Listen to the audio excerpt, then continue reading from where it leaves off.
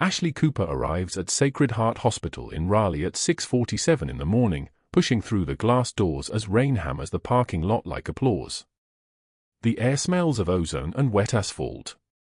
Her scrubs are crisp, her dark hair pulled back in a functional bun, her movements deliberate, the kind of efficiency that comes from muscle memory so deep it lives in the bone. She favors her left hip slightly when she walks, barely perceptible to anyone who hasn't trained to notice compensatory patterns, the kind of subtle adjustment that takes 3 years of physical therapy to make invisible to the untrained eye. The fluorescent lights hum overhead, casting harsh shadows across sterile white walls that gleam with the antiseptic smell of floor wax and medical-grade disinfectant. Her badge clips to her scrubs with a soft click, A. Cooper, RN, cardiac unit, and she doesn't glance at it the way new nurses do, checking to confirm their own existence. She knows who she is. The question is whether anyone else ever will. She moves through the cardiac wing with the quiet precision of someone who has seen worse than 12-hour shifts, someone for whom the beeping of monitors and the hiss of ventilators are the white noise of normal breathing. Room for 08 first. Mrs. Chen, 72, recovering well from her valve replacement surgery. Ashley checks the fall line, adjusts the saline flow, notes the vitals in her steady, careful handwriting. 2.3 liters of urine output since midnight. Good. Heart rate steady at 74. She pulls up Mrs. Chen's chart on the mobile workstation, scanning for the medication orders Dr. Caldwell wrote at midnight, and her jaw tightens just slightly, the kind of tension that would last maybe 2 seconds before she schooled her face back into perfect neutral. "How are we feeling this morning?" she asks, and her voice is soft, the voice of someone who has learned that kindness doesn't require volume. Mrs. Chen manages a weak smile. "Better. Your hands are always so cold." "Good hands for cold work," Ashley says, and there's something almost like a smile in that, dry, knowing, the kind of joke only someone with her kind of history would understand. She doesn't explain it. She just finishes the check and moves to the next room. By 9:30, Dr. Caldwell arrives for rounds. His white coat is pristine, tailored, his golf tan visible at his collar from the Saturday games with board members who play on his course and laugh at his jokes. He is the kind of man whose presence announces itself before he enters a room, not through volume, but through the way people's shoulders tighten, the way conversations redirect themselves. He's 58, divorced twice, with a kind of institutional power that comes from being a physician at a hospital for 22 years, from knowing which board members owe him favors, from understanding that mistakes are always someone else's responsibility. He observes Ashley during rounds in room for 08. She's presenting Mrs. Chen's vitals, her voice steady and professional, and then she says it, the thing he doesn't want said, "Doctor, the post-operative nausea protocol you ordered last night, metoclopramide 15 minutes before meals, Mrs. Chen is still vomiting 2 hours after administration. Her gastric motility might be slower than anticipated. Have you considered ondansetron instead?" The room goes quiet. Not the kind of quiet that comes from silence, but the kind that comes from collective breath-holding. Dr. Caldwell's face doesn't change. He is a master of the controlled expression, of the frozen smile. "Nurse Cooper, the protocol is established and evidence-based. I've prescribed it hundreds of times. 347 times in the past 18 months, Ashley says, and her voice doesn't raise, doesn't waver. 216 resulting complaints of post-operative nausea rated 5 or higher on the pain scale. She's not arguing. She's not being insubordinate. She's just stating facts the way a rangefinder states distance. But facts are dangerous things when they're delivered by someone who has clearly done the research, who has clearly spent her own unpaid time analyzing outcomes, and who has clearly decided that patient care matters more than protocol preservation. Mrs. Chen's daughter, standing in the corner, shifts her weight. Her eyes have widened slightly. She's seeing something most people miss, a nurse who doesn't ask permission to think. Dr. Caldwell writes the same order. Doesn't acknowledge the suggestion. Doesn't explain his reasoning. Just moves to the next patient, and by moving, he establishes hierarchy. In the hospital, movement is authority. Stillness is compliance. But Ashley has already made an enemy. By noon, Dr. Caldwell is in the administrator's office, not complaining about medication protocols but about something more dangerous, a nurse who asks too many questions, who makes other staff members uncomfortable, who clearly believes her clinical judgment is somehow equivalent to 22 years of medical school and private practice. By 2 o'clock, 3 of his golf buddies have received calls. One is on the hospital board, one is the chairman of the Quality Assurance Committee, one writes checks to the medical school's cardiology department. She's a good nurse, Caldwell says into the phone, the words calibrated for deniability. But maybe a little too confident. Makes the residents nervous. Makes families second-guess clinical decisions. You know how patients are, they hear a nurse suggesting alternatives and suddenly they think they're medical experts. He doesn't say she questioned his judgment. He says she's creating doubt. And doubt is contagious, especially when it spreads from a doctor's mouth to the ears of people who write budgets. Ashley doesn't know any of this yet. At 2:15, she's in room 412, checking vitals on a patient who arrived yesterday, a wheelchair-bound veteran named General Marcus Webb, 76 years old, admitted for a surgical wound that didn't heal properly after his last operation, infection risk, possible sepsis if they're not careful. His chart says he served 42 years ago in a country most people have forgotten, that he lost the use of his legs in an IED blast, that he's been coming to this hospital for post-operative care for 3 years. When she enters the room, his eyes focus on her with an intensity that's unusual. Not the intensity of pain or fear, she sees those every day.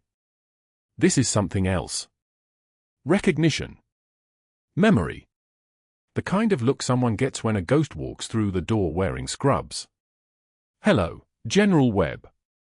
I'm going to check your vitals this morning, she says, and her voice is the same soft professional voice she uses with every patient. She pulls up the blood pressure cuff, wraps it around his arm, her hand steady and competent, the way hands are when they've done something 10,000 times. The general watches her. His breathing changes. Just slightly. His heart rate jumps. Did you? He starts, and his voice is rough, unused. Were you ever? Let's get a good reading, Ashley says gently. I need you to relax if you can. He stares at her. His eyes are pale blue, the kind of blue that has seen things, and there's something in them, a question that's been waiting 20 years for an answer. Major, he whispers, so quietly that if she wasn't 3 feet away she wouldn't have heard it. Are you? The blood pressure cuff releases with a soft hiss. 120/78. Within normal range. Ashley removes it, her movements precise and efficient, and doesn't look at his face. If she looks, he'll see recognition. If he sees recognition, everything changes. BP is good, she says. Heart rate is elevated, General. You should try to rest. He watches her for a long moment, and something in his expression fractures hope and doubt and the terrible possibility that the person standing in front of him is real and that 20 years of wondering might finally be over. She finishes the check, documents everything, and leaves the room without meeting his eyes again. In the hallway outside, she stops for exactly 2 seconds. Her hand comes up to her chest, where beneath the scrubs, beneath the thin undershirt, her fingers find the faded fabric of something sewn into the lining of her jacket, hanging in her locker downstairs. A unit patch. Special Forces insignia. 18 years old. She doesn't touch it often. She's built a life where that thing doesn't exist, where she is only Ashley Cooper the nurse, where the woman who held a 6-year-old bleeding out in the rubble of a collapsed building in Raleigh doesn't get to have a name. But the general has a name for her. And he remembers. Dr. Caldwell walks past her in the hallway at 2:45, and he doesn't speak to her, doesn't acknowledge her existence, which is worse than if he had. The silence carries messages. The silence says she is being noticed in the ways that matter, the ways that precede consequences. By 3 o'clock, Ashley hasn't received a formal notification yet, but she feels it coming the way soldiers feel weather changes before rain, a shift in air pressure, a heaviness in the atmosphere, the sense that everything is about to become very loud indeed. She returns to room 412 to check the general's wound dressing, to make sure the surgical site is clean and healing properly, and when she enters, he doesn't speak. He just watches her, and his eyes carry the weight of someone who has been carrying something alone for a very long time.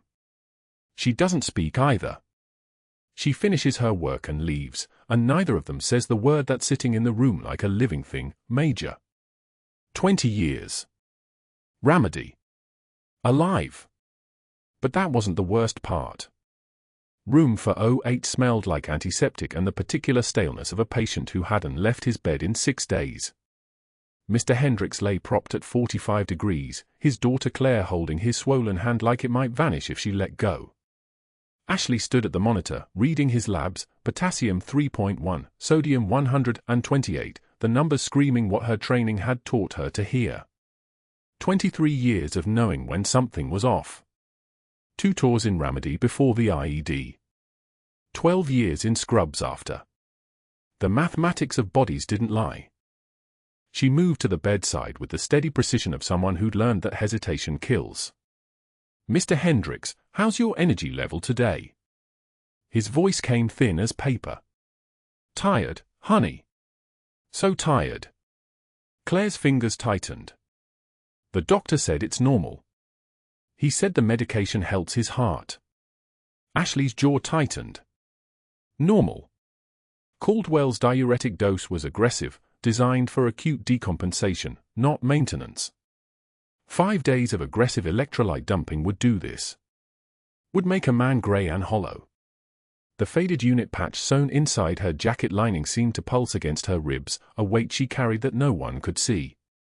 She found Dr. Caldwell at the nurse's station, his presence like a tank idling in a garage, all contained power and the promise of noise. His tie was silk. His watch probably cost more than her car.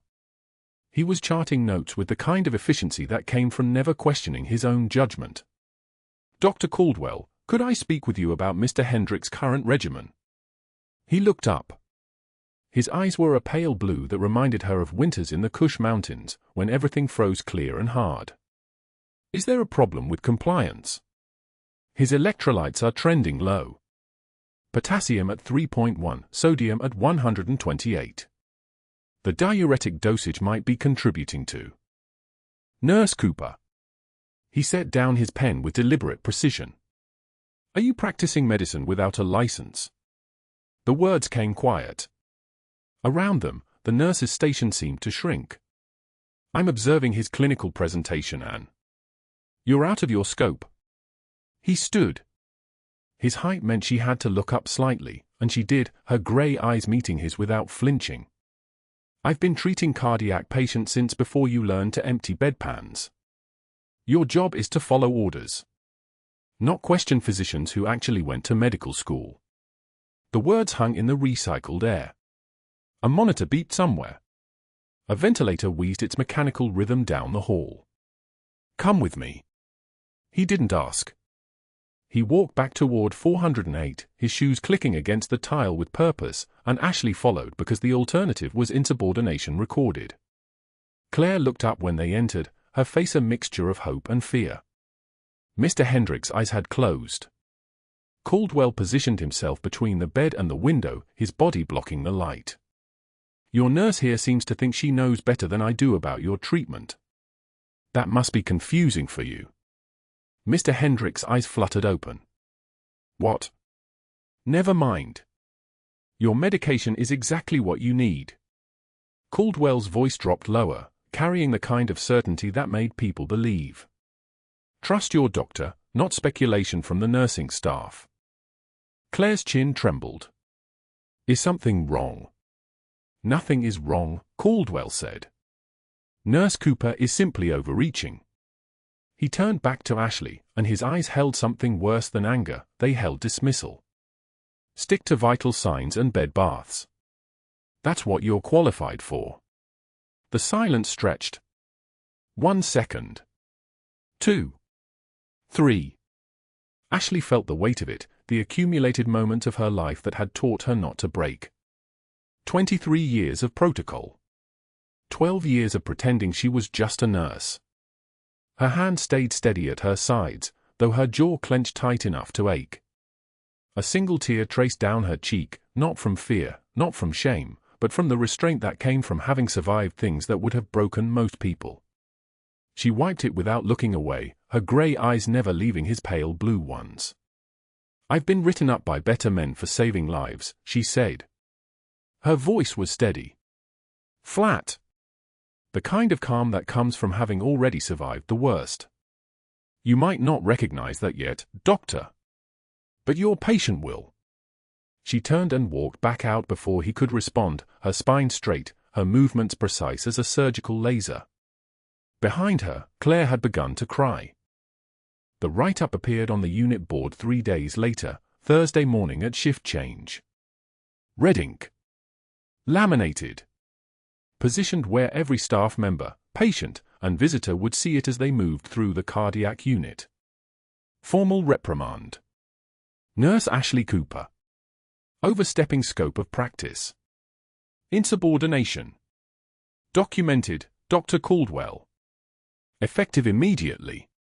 Dr. Caldwell had personally pinned it there, ensuring maximum visibility. Ashley arrived at 0630 and found it within 5 minutes. She stood before it in her scrubs, reading every word, her hands steady at her sides. Around her, orderlies whispered. A medical student took a photo with his phone.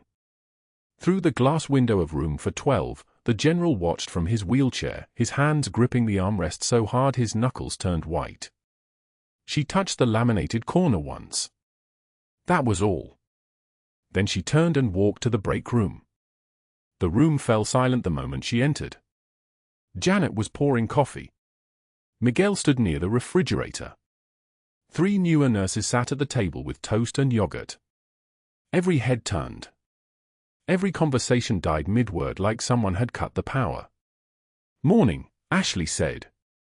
She pulled down her usual mug, the one with a faded Air Force emblem that she'd bought 3 months ago, still grieving the Army one she'd left behind when she stopped being Major Cooper and became just Ashley. Janet's hand moved with sudden urgency toward her phone. "I need to check on my patient." Miguel had already turned toward the supply closet. Inventory. One of the newer nurses gathered her things, quickly, as if proximity might contaminate her. The room emptied in 30 seconds. Ashley sat at the table meant for 12, her lunch untouched in front of her, and did what she'd done for 2 decades, she remained completely still and waited for it to end. But that wasn't the worst part. On Friday morning, she discovered that the general had been transferred. Not to a different unit. Not for specialized care. The reassignment paperwork listed rehabilitation services on the 3rd floor, which meant out of cardiac, out of proximity to her, out of whatever connection Caldwell had sensed between them. She learned this when she arrived at 0700 to check his vitals and found room 412 empty, the bed stripped, the monitors dark. The nurse who'd covered for her the day before, Jennifer, good-natured and efficient, mentioned it while passing in the hallway. "Your general asked for you 3 times. Caldwell came in person and told him he'd be getting better care upstairs." Seemed disappointed but didn't argue. Ashley nodded without speaking. Her throat felt like a fist. 3 times. The old man had called for her 3 times. The certified letters arrived on Saturday. She sat at her small kitchen table in the apartment she rented for miles from Sacred Heart, the one with the half-dead succulent in the corner and rent paid 6 months in advance, never more, never roots, and opened the first envelope from the North Carolina Board of Nursing. The second from hospital administration. Both documented Caldwell's complaints. The language was precise. Clinical. Devastating. Inappropriate independent judgment in patient assessment. Potential liability risk to institutional credentialing. Pattern of behavior suggesting inadequate respect for physician authority. Recommendation for suspension pending further investigation. The suspension would last 30 days pending a formal review. 30 days with no paycheck, no insurance. 30 days of her rent shrinking what little she had. She set the letters on the table and stared out the window at the rain, which hammered the glass like applause no one was giving. Inside her jacket lining, the faded unit patch from her old battalion, the one she'd sewn there 6 months after the IED, the one that had survived 12 years of washing and moving and refusing to be found, seemed to burn against her ribs. It was cotton and thread now. It couldn't hurt her. But it remembered. It knew exactly who she'd been before the explosion, before the discharge, before she learned to be invisible. She pressed her hand against her chest, over the place where the patch lay hidden, and took a breath the way the medics had taught her in a remedy aid station 20 years ago when she had to keep herself together because 6 soldiers were bleeding out and someone had to do it. The rain continued. The apartment was very quiet. And somewhere in the hospital, a general in a wheelchair on the 3rd floor was asking for the major who'd saved his life twice, once in the rubble of a bomb building, and now, though neither of them knew it yet, he was about to save her. Dr. Caldwell sat in his office on Friday evening with the door closed, his desk lamp casting a yellow pool across mahogany and leather. The hospital had gone quiet except for the hum of climate control and the distant beeping of monitors 3 floors below. He picked up his desk phone at 6:51 p.m. and dialed the first number from memory, a contact filed away not in his phone but in his mind, the kind of relationship that ran on Saturday golf courses and Thursday country club dinners. "It's Caldwell," he said when someone answered. His voice was low, confident, the tone of a man accustomed to being heard. "We need to talk about the nurse situation at Sacred Heart." "Ashley Cooper." "Yes, that one. She's become a problem." He listened for a moment, then continued. "She overstepped on a patient 2 weeks ago. Emergency procedures without authorization. The hospital's already documented it, but I want to make sure this doesn't slide." Another pause. "I'd appreciate your discretion on this. The nursing board should receive a formal complaint by end of business Monday. I'm thinking we make an example. She needs to understand there are consequences for questioning protocol." He hung up without saying goodbye, a habit that made lesser people uncomfortable but which the men on the other end of his calls had long since learned to accept. The second call came at 7:13 p.m. Same tone. Same measured delivery of threat wrapped in professional concern. "Martin, it's Caldwell. I need a favor regarding staffing." "Yes, the Cooper situation. I want her rotated to the night shift, opposite schedule from all intensive care units. And the general in 412, transfer him to rehabilitation on the 3rd floor. Handle it quietly. Tell the patient it's for better access to physical therapy. I don't want questions." The favor wasn't really a request. Both men understood the architecture of obligation that held these conversations together. By the 3rd call at 7:31 p.m., Caldwell had moved to the window of his office overlooking the parking lot. The Raleigh evening was cooling, the heat of the day radiating up from asphalt. Somewhere down there, staff were finishing their shifts, heading to cars, heading home. "Sarah, Caldwell again. I'm filing complaints with the State Nursing Board regarding dangerous unauthorized medical procedures performed by one of our staff members. I'm also submitting a formal incident report to hospital administration. The specifics are documented in the system. I want you to know this is coming from me personally because I've reached my limit with protocol violations." His reflection in the window showed a man at rest, satisfied with the architecture of his own power. The reassignments went into effect by Monday morning. The general wheeled himself to the elevator in room 412, confused about the sudden transfer but too trained to question orders delivered with administrative authority. He'd spent 30 years in the military. You didn't survive that career by arguing with logistics. The nurses on his original floor on the 2nd trauma unit were told simply that he required more intensive rehabilitation support on the 3rd floor. No one pushed back. No one asked why a general officer recovering from surgery would need to be moved away from the unit with the most intensive monitoring capacity. Ashley arrived for her Thursday shift at 6:19 a.m. to find her name listed on the staffing board in the night rotation. 11:19 p.m. to 7:56 a.m. Every night for the next 4 weeks.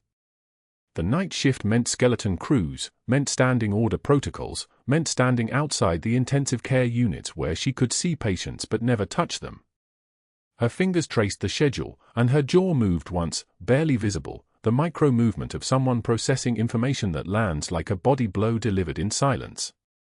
"New assignment," said Marcus, one of the day shift nurses, when he saw her staring at the board. His eyes were apologetic, which meant everyone already knew this hadn't been her choice. "Started this morning." Caldwell pushed it through. "Nobody really knows why." Ashley didn't respond. She'd spent 20 years learning that the best response to ambush was no response at all. No questions. No emotions visible on the surface. She simply nodded and turned toward the unit to begin rounds on the patients she still had access to, none of them critical, none of them requiring emergency intervention, all of them steady and stable and desperately uninteresting to someone whose hands had been trained to save lives when everything was burning. That Thursday afternoon, while Ashley was in her apartment staring at the wall above her refrigerator where nothing was hung, her phone buzzed with a notification from the state nursing board. A formal complaint had been filed against her license. Dangerous unauthorized medical procedures. Acting outside scope of practice. Patient endangerment. The complaint came from Dr. Caldwell himself and included documentation that had been meticulously prepared and witness verified by board members whose names appeared in the hospital directory next to titles like Chief of Surgery and a department head. She sat very still for what felt like hours but was probably only minutes. Her apartment was a studio with exposed brick and a single window that faced the street. The walls were the color of hospital walls, that institutional beige that was supposed to be calming but which actually looked like the inside of someone's forgetting. On her kitchen counter sat a ceramic mug with the Air Force logo, chipped on the rim, filled with pens and dead batteries. Beside it, a half-dead succulent in a clay pot, leaves drooping like they'd already accepted the verdict. Her military service had made her intimately familiar with the sensation of watching someone else's career end.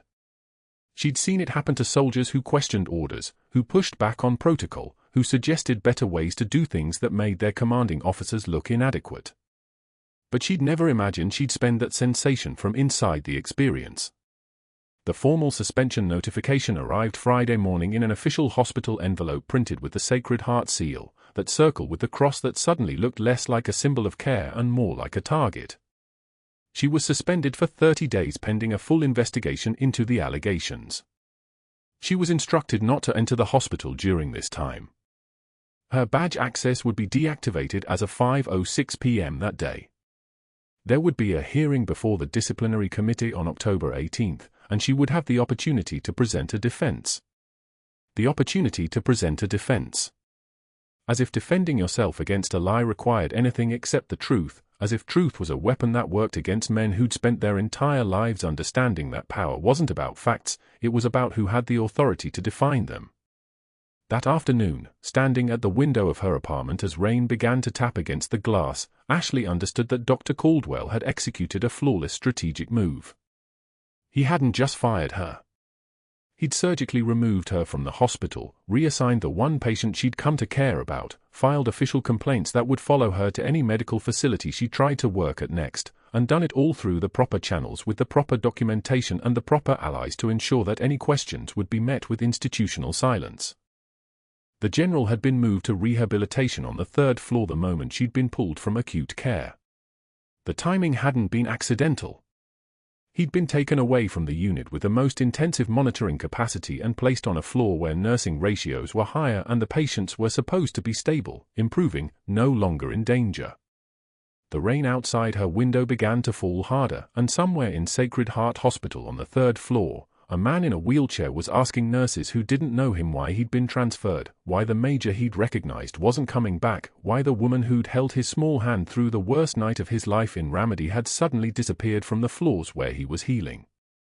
But that wasn't the worst part. The worst part was that Dr. Caldwell had been right about one thing: Ashley Cooper had no authority to save anyone anymore. Caldwell had made absolutely certain of that. Her badge was revoked. Her access was gone. Her professional standing was under investigation. If something went wrong with the general's recovery now, if his condition deteriorated, if he needed emergency intervention from someone who understood trauma and hemorrhage and the specific mathematics of keeping a body alive when everything inside it was coming apart, there was no one on the 3rd floor who could help him. There was only Ashley, 2 miles away, sitting in an apartment with walls the color of forgetting, knowing that Caldwell had calculated this moment with military precision. He'd isolated her from the patient who could have blown his entire operation wide open. He'd done it with paperwork and phone calls and the casual exercise of authority. He'd done it perfectly. And he was absolutely certain she would do nothing about it. A quiet Tuesday at Sacred Heart Hospital in Raleigh meant the night crew was half-staffed and running on coffee that had been brewing since the previous afternoon. The kind of shift where every nurse moved a little slower, where the monitors beeped their lonely rhythm down empty corridors, where a single crisis could overwhelm everything. At 2:33 a.m., the general's chest wound opened like a mouth that had been holding its breath too long. Blood soaked through his gown in seconds. The kind of bleeding that doesn't whisper, it screams. His monitor erupted into panic chirping, and the crash cart that should have been 2 rooms away somehow jammed in the doorway like the universe was deliberately slowing time. 3 nurses froze. 1 reached for the phone. Another stood there, hands open, staring at the spreading red as if her mind couldn't translate what her eyes were seeing. The code bell shrieked through the hospital. Ashley was in the break room on the 4th floor, 3 floors away, when she heard it. Not the overhead announcement. She heard it the way a hunting dog hears a whistle across a field, a frequency that bypassed her conscious mind and went straight to something older, something that had learned in Ramadi that a code bell meant someone was about to stop breathing. Her hands moved before her mind caught up. She abandoned the cooling cup of black coffee, abandoned the paperwork she wasn't supposed to be doing anyway, and ran toward the sound like gravity had reversed. The night supervisor caught her at the stairwell. "Ashley, you're suspended. You can't." She didn't stop. The supervisor didn't try again. Something in the way Ashley moved, the perfect economy of motion, the shoulders squared, the breath controlled, said that hospital policy was a suggestion she'd never adopted. Room for 12. She was there in 90 seconds. The general lay there like a man being emptied, his chest heaving, blood pooling on the linoleum in a shape that looked like a threat. The crash cart was still jammed. A nurse was on the phone, her voice shaking, saying things about minutes and Dr. Caldwell. Ashley's eyes found the wound, anterior chest, maybe 2 inches left of the sternum, and bleeding steady. Not spurting. That meant the laceration had missed the subclavian artery, but the time clock was running. For minutes, maybe 5, before the blood loss overwhelmed his compensatory mechanisms. The break room cabinet was 60 feet away. She moved there like she was on rails, her muscle memory from 2 decades ago overriding every hospital protocol that had been hammered into her. Plastic wrap. Tape. Medical tape, the kind with the adhesive that actually held. An alcohol prep pad. These were not the tools of a trauma surgeon. These were the tools of a combat medic who'd learned on a desert floor that you worked with what you had, not what you wanted. She was back in the room in 40 seconds. Pressure, for pounds, maintained steady contact. Her voice dropped an octave, and the younger nurse, Sarah, maybe 19, 6 months out of nursing school, snapped to position without question. The command authority of Major Cooper emerged like a predator from tall grass, and everyone in that room suddenly remembered they weren't in a hospital anymore. They were in a situation that required obedience, not discussion. Ashley's hands moved. The muscle memory was perfect, untouched by time. She opened the MRE packaging tape, MRE packaging, not hospital equipment, because that's what she'd grabbed in the supply closet, and fashioned the plastic wrap over the wound in a configuration that would let air escape but not enter, creating an occlusive seal that was exactly what a vented chest wound demanded. Her fingers, which had been holding a stethoscope 4 hours ago, suddenly remembered how to hold a soldier's chest cavity together with materials that would make a supply sergeant weep but a combat medic nod in recognition. She pointed at another nurse, call surgery. Tell them anterior chest laceration, active hemorrhage, and tell them Major Cooper is holding the line. The words escaped before her mind could stop them. Across the room, someone's breath caught. The label she'd buried for 2 decades was suddenly floating in the fluorescent air like smoke from a closed door. The general's eyes found hers across the chaos, and something ancient and knowing passed between them, recognition of a place where life and death held hands, where the only thing that mattered was the next breath. For minutes, His blood pressure stabilized at 94/58. His oxygen sat rose from 71 to 84. The monitors shifted from the screaming panic of exsanguination to the tense vigil of controlled hemorrhage.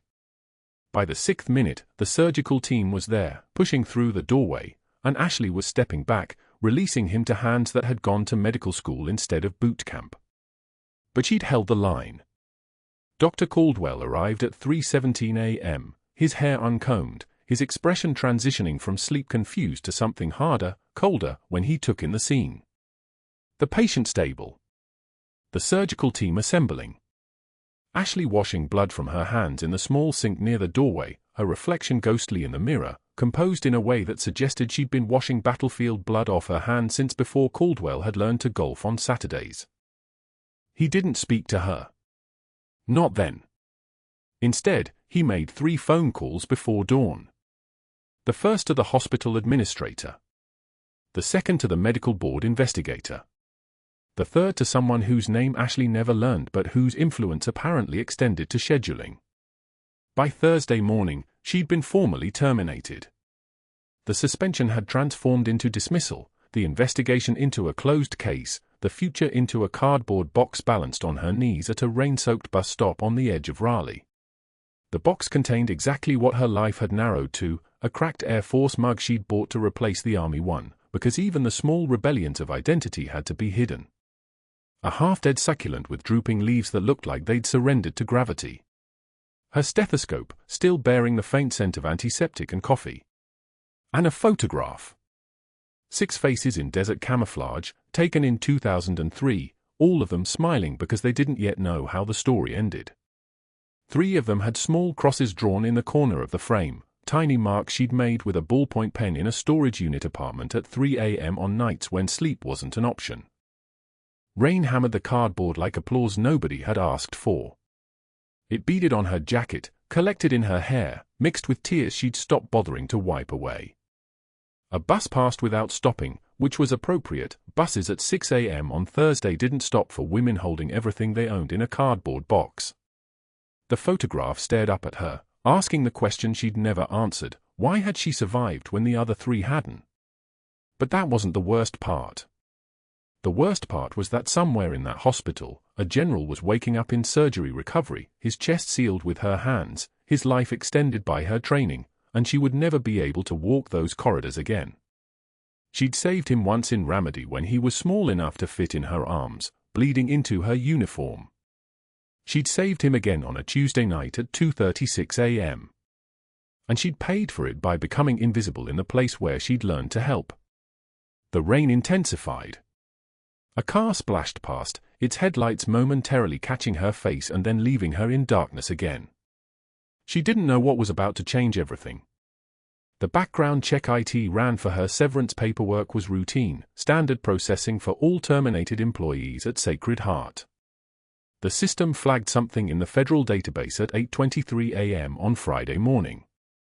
Marcus Chen, the IT specialist processing the request, was a Marine who'd done 3 years supporting network operations at Camp Lejeune, which meant he recognized classified markers when they appeared on his screen.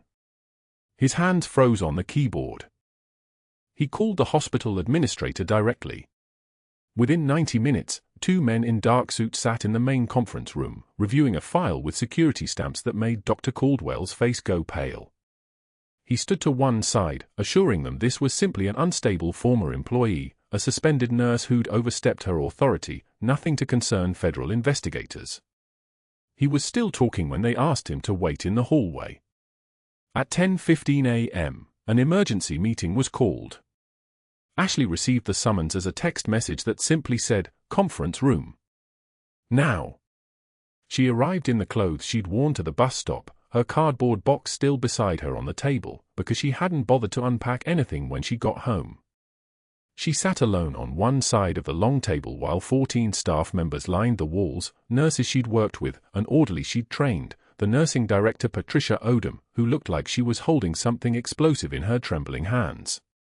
The door opened. The general rolled his wheelchair through without waiting for permission, his chest bandaged but his spine straight, and he looked directly at Ashley with eyes that had been waiting 2 decades to say this one sentence. Major Cooper saved my life in Raleigh when I was 6 years old. The room exploded into whispers. Dr. Caldwell moved to object, but Mrs. Odom stood and opened the classified file with a voice that broke like thin ice. Major Ashley Cooper. United States Special Forces. She paused. The file rattled in her hands. Silver Star for Valor under fire. 3 combat tours. Bronze Star with Valor after a mission in Kandahar province. She looked up, her eyes wet. And a Purple Heart after an IED attack near FOB Salerno that shattered her femur. The second suit, a broad-shouldered man in casual clothes named Commander James Walsh, SEAL Team 3, stepped forward. His presence made the air pressure change, the kind of calm that comes from having already survived the worst. I extracted Major Cooper's unit from Raleigh in 2004. His voice was granite carved into language. She held a forward aid station for 9 hours under sustained enemy fire while evacuating 42 wounded, 16 of them Iraqi civilians.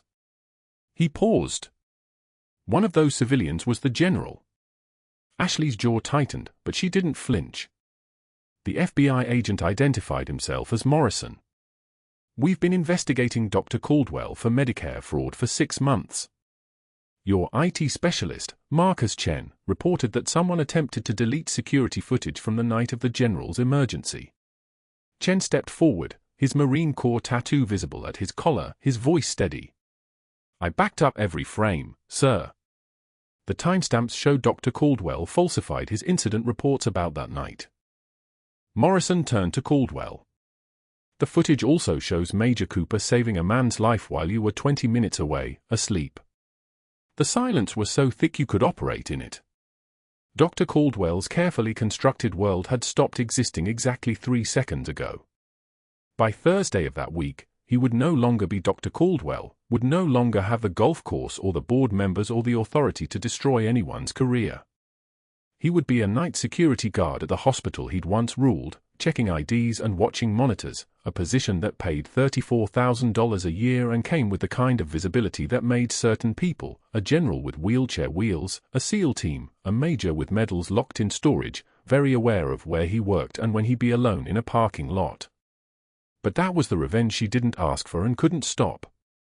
What she could do was walk out of that room to the sound of applause that felt like rain on cardboard, gentle and insufficient but real, and she could let it wash over her without crying because Major Cooper didn't cry in front of her unit.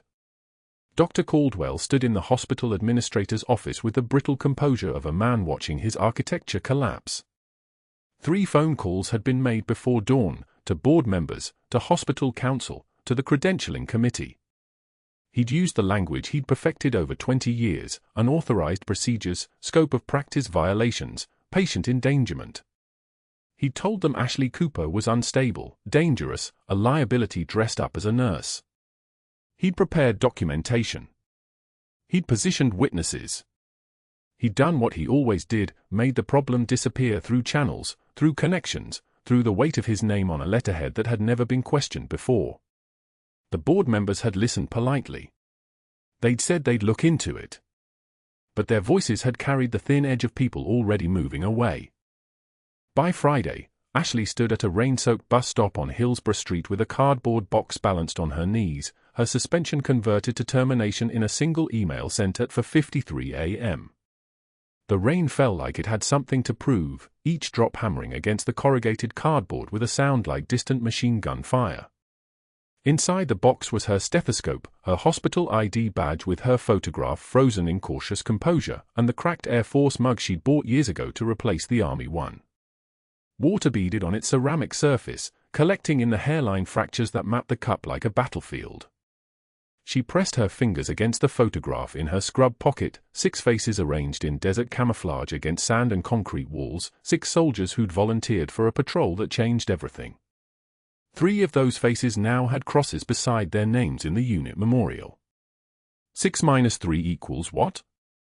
Survival debt. The kind that doesn't get paid, only carried. The kind that makes you stand in the rain with nowhere to go because going home meant staring at walls that hadn't learned to stop blaming you. What Ashley didn't know was that Marcus Chen, the hospital's IT specialist and a Marine veteran with 4 years in signals intelligence, had run a routine backup verification that afternoon and noticed something wrong with the timestamp logs from the night of the General's emergency. The security footage from Trauma Bay 4 should have been deleted. The system log showed a deletion command issued from Dr. Caldwell's administrator credentials at 3:22 a.m. But the file remained intact. Complete. Every frame preserved in a redundant cloud backup that Caldwell didn't know existed, automatic and daily and untouchable. Marcus, who'd seen enough cover-ups in combat to recognize the pattern, had copied the footage to an encrypted drive and walked directly to the administrator's office. He'd said 4 words, "You need to see this." The footage showed Ashley's hands moving without hesitation, the sterile field improvised from supplies, the plastic wrap and tape fashioned into an emergency chest seal, every movement precise and practiced and absolutely correct. It showed her calling out vitals, her voice steady as a surgical beam. It showed her saving a man's life while Dr. Caldwell's protocols would have left him bleeding. The administrator's face had gone white, not from anger, but from recognition. Recognition of liability. Recognition of fraud. Recognition of a much larger problem. The next morning, federal agents arrived at Sacred Heart with warrants and questions. A background check IT had run for Ashley's severance paperwork had flagged something in the federal database that made security protocols activate, and somehow, through channels that didn't require explanation, the Bureau of Healthcare Fraud and Abuse had cross-referenced her name against active investigations. They found Dr. Caldwell's file already open. 14 nurses. 14 complaints over 6 years. All dismissed. All reassigned. All had mentioned billing irregularities or treatment protocol concerns before their careers derailed. Medicare fraud. Document falsification. Obstruction. The pieces assembled themselves into the shape of predatory pattern. The FBI agent, a woman named Morrison with the posture of someone who'd seen institutional corruption before and would see it again, had begun reviewing Ashley's classified file with cold precision when the general rolled his wheelchair into the conference room without permission and without announcement, muscling through the doorway with the determination of a man who'd learned to move through obstacles. He'd looked directly at Ashley, standing there in her rain-damp jacket, and spoken 5 words with the clarity of someone bearing witness: "Major Cooper saved my life in Raleigh." The nursing director's hands trembled as she pulled the file from the classified database, her voice breaking over words she'd never expected to read about someone who'd delivered medication on schedule and never raised her voice. Silver Star. Meritorious Service Medal. Bronze Star with Valor. The words accumulated like weight. A broad-shouldered man in casual clothes identified himself as Commander Marcus Walsh, SEAL Team 3 extraction leader, his voice carved from the kind of composure that came from ordering people into fire and bringing them back again. "Major Cooper served 12 years, he said. 3 tours. 2 Purple Hearts. Raleigh 2009 involved tactical operations in the Joland district where her unit came under indirect fire during a medical evacuation." He paused. She was carrying a 6-year-old child with fragmentary wounds. She carried him half a mile to the evac point with her own hip shattered from IED fragmentation. She kept him alive by talking to him, singing to him, keeping his nervous system from shutting down. The child survived. The major didn't report the injury for 4 hours until the child was airlifted to a combat support hospital. The general's hand had gripped the wheelchair armrest hard enough to leave marks. "My mother was still lying in the rubble when she picked me up," he'd whispered. Major Cooper kept saying my name. "Major, stay with me. You're going to be okay. Your mom sent me to get you. We have to move now, we have to move." His voice broke. She was bleeding through her uniform and she was singing to a terrified child. Agent Morrison had continued with methodical precision. The security footage. The timestamps. The medications Dr. Caldwell prescribed that diverged from established protocols by exactly enough to generate additional billing codes and unnecessary procedures. The incidents.